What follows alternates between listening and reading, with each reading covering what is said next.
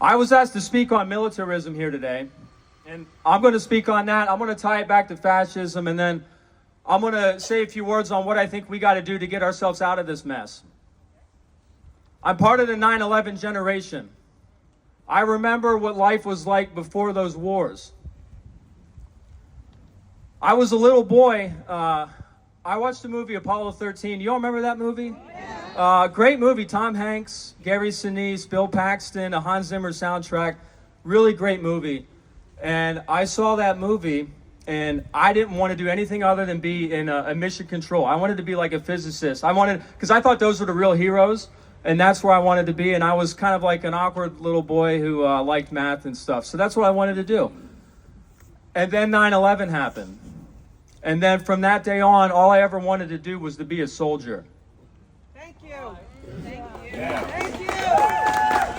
I put the uniform on because I wanted to serve my people. And I thought that my people needed service in the military, in the global war on terrorism. I thought that's where I was most needed.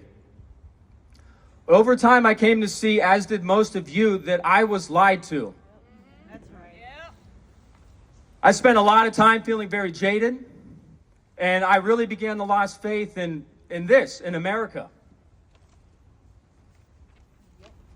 The great military strategist Sun Tzu said that it's important to know one's enemy. So I'd like to quote one of our enemies. I'm going to quote Osama bin Laden to you, and I'd like you to listen to what he had to say. He was speaking about his motive for carrying out the 9/11 attacks. He said, "All that we have mentioned has made it easy for us to provoke and bait this administration. All that we have to do is to send 2 mujahideen to the furthest point east and raise a piece of cloth on which is written Al-Qaeda in order to make the generals race there to cause America to suffer human, economic, and political losses without their achieving anything for it of note other than some benefits for their private corporations.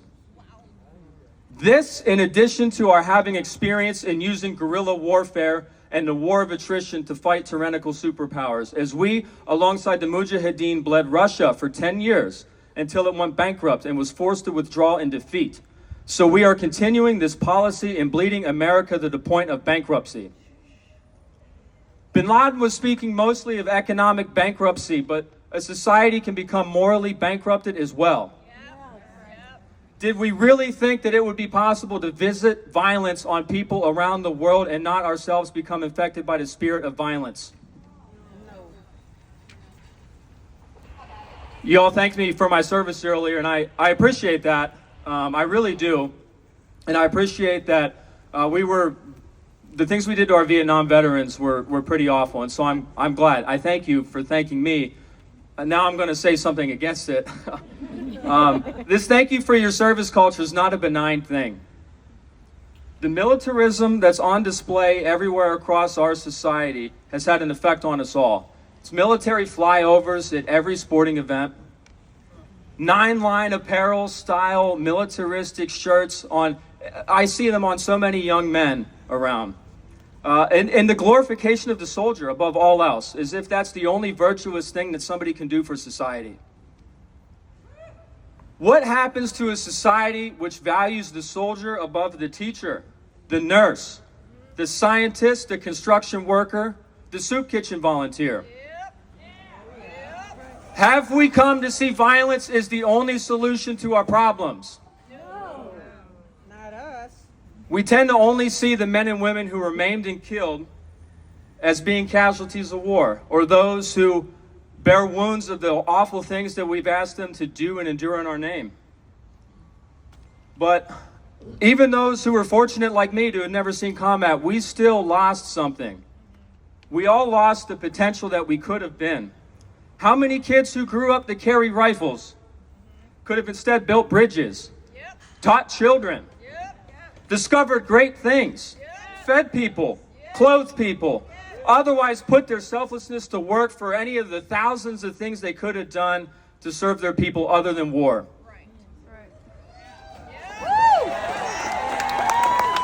That's the cost of war that nobody ever talks about. I think it's the greatest cost. I think that's the greatest bankruptcy. Our nation has lost its very soul in these wars. Fascism does not come from nowhere. ADOT told us what fascism looks like. Let me tell you where it comes from. History teaches us that fascism breeds in the hearts of a disaffected people. People will only destroy their institutions and the rule of law once they feel that those institutions no longer serve them, 100%. that those institutions mislead them and exploit them. Yep. People will only turn to fascism once they stop to believe in the integrity of their nation. How many young men and women also feel jaded as I do? How many have come of age in a nation which worships the soldier, conducts drone strikes in other countries with impunity, constantly surveils its own citizens in the name of national security? Yep. And this has been happening for a long time. It's not just Trump. The connection between American militarism, post-9/11, and fascism is undeniable. We must tirelessly work to remove both from the hearts of our people.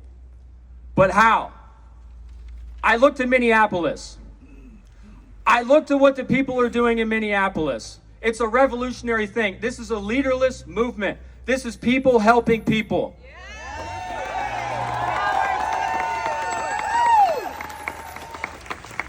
Democrats, Republicans, the well-off and the not-so-well-off, black and white immigrants, and those with long roots in this country have all come together in Minneapolis to do what they need to do. We can replicate this. It starts by getting to know your neighbor. Do you know everybody on your block? I don't. Let's change that. Let's commit to cooking our favorite meal and offering some to our neighbors with the words, "I'm sorry we've lived together for so long and I've never said hello." Let's start rebuilding these lost bonds of community that used to tie us together. It continues by volunteering. It's not enough just to come here. This is great. This is a beautiful thing, and I feel a lot of power here, but this is not the end. This is the beginning of our work. There's so many organizations here. We have to work together. The last lesson in history I'll leave you with, and I'm told I got to go. I've taken up too much time. If you study German history, you'll understand that the left in Germany was unable to defeat the Nazis because they could not come together. All right, this is moderates, liberals, leftists, socialists. They all fought each other because they all wanted to do different things. We cannot repeat those mistakes. Thank you.